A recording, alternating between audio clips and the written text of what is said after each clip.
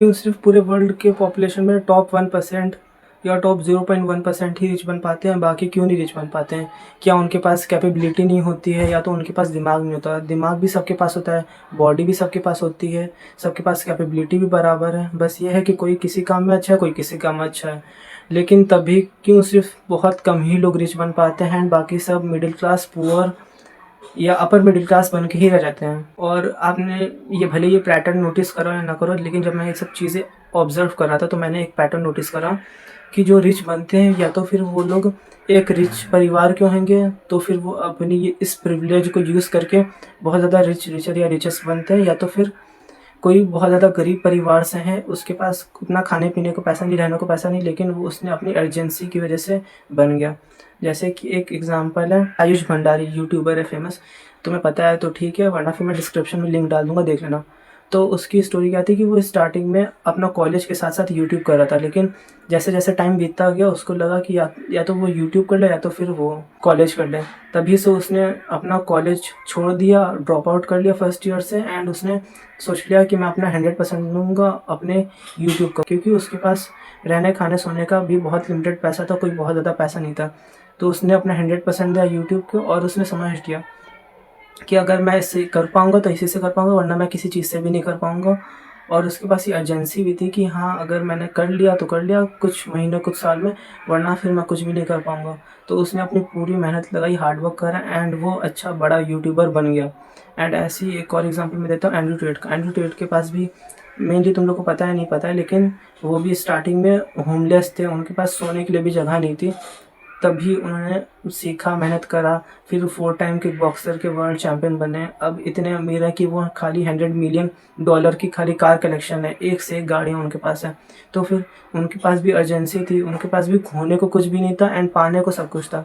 जब भी तुम्हारे पास खोने को कुछ बचता नहीं और पाने के लिए सब कुछ होता है, तभी तुम बन पाते हो, तभी तुम रिच बन पाते हो। और ये मेनली या तो बहुत ज़्यादा पुअर इंसान के पास होता है, या तो फिर बहुत ज़्यादा अमीर जिसको और रिच बनना है उसके साथ हो पाता है।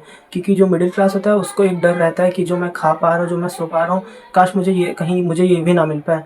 तो इसी डर के चक्कर में वो कभी कुछ बन नहीं पाता, कर नहीं पाता है। लेकिन जो इंसान सोचता है या तो मैं बहुत ज़्यादा रिच राजा वाली ज़िंदगी जीऊँगा, वरना फिर मैं मरना प्रेफर करूँगा, ये कीड़े मकोड़ों की ज़िंदगियाँ नहीं जीऊँगा, तो वही लोग रिच बन पाते हैं। हैबिट नोटिस करी हैं जो रिच लोगों में होती हैं। First, they have nothing to lose and everything to gain. अभी जैसे मैंने अभी पहले बता दिया था कि चाहे एंड्रयू टेट हो या आयुष भंडारी हो, इन दोनों के पास खोने के लिए कुछ भी नहीं था एंड पाने के लिए सब कुछ था। तो द मोमेंट तुम्हारे पास कुछ भी खोने के लिए नहीं बचेगा, जो भी होगा तुम्हारे पास पाने के लिए होगा, तभी तुम कुछ बन पाओगे। चाहे तुम जितनी भी मोटिवेशनल वीडियो देख लो, मेरी वीडियो देख लो, या दुनिया भर की किसी भी यूट्यूबर कंटेंट क्रिएटर की वीडियो देख लो, तुम तब नहीं बन पाओगे। लेकिन जब एक करेक्ट टाइम आएगा, जब तुम्हारे पास खोने के लिए कुछ भी नहीं बचेगा, तभी तुम बन पाओगे।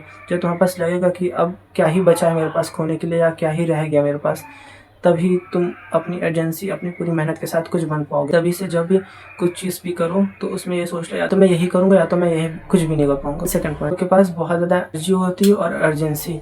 मुझे नहीं पता तुम लोग में से कितने लोगों ने दी फाउंडर मूवी और दी नेटवर्किंग मूवी देखी है, लेकिन अगर तुम उन दोनों मूवी को देखा होगा तो उसमें चाहे वो फाउंडर मूवी का मेन कैरेक्टर हो, चाहे मार्क जुकरबर्ग हो नेटवर्किंग मूवी का, दोनों ही बहुत ज़्यादा एग्रेसिव नेचर के होते हैं और उनको बहुत ज़्यादा अर्जेंसी होती है। मतलब उनको कोई काम करना है तो अभी करना है, ना कि भाई कल कर लूँगा, परसों कर लूँगा, आधे एक घंटे बाद कर लूँगा। उनका है कि अगर करना है तो अभी करना है, दैट्स इट।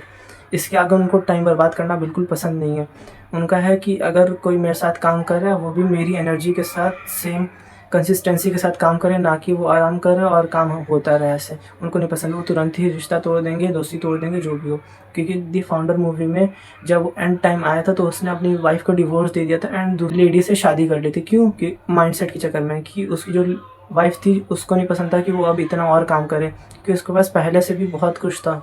लेकिन उसका था कि या तो मैं बहुत ज़्यादा रिच बनूंगा, बहुत ज़्यादा रिच, या तो एकदम मैं पुअर गरीब बनना पसंद करूँगा। और कहा मार्क जुकरबर्ग का भी यही था कि मैं काम करूँगा एंड कुछ बड़ा करूँगा, तभी से वो यंगेस्ट बिलियनियर बन गए थे। तो जब भी तुम्हारे पास अर्जेंसी बहुत ज़्यादा होगी तभी तुम कुछ कर पाओगे, कुछ बन पाओगे। आज की वीडियो यहीं तक थी। अगर वीडियो अच्छी होगी तो लाइक करें, वीडियो नहीं अच्छी होगी डिसलाइक करें। अगर आपके पास कोई भी ओपिनियन हो न्यू वीडियो से रिलेटेड, या कोई भी आइडिया हो तो मुझे कमेंट डाउन करें। एंड अगर कोई भी प्रॉब्लम हो तो फिर भी तो उसको भी कमेंट डाउन करें, हो सकेगा तो मैं उसका ज़रूर रिप्लाई करूँगा। प्लीज़ स्क्रॉल मत करना। Bye bye.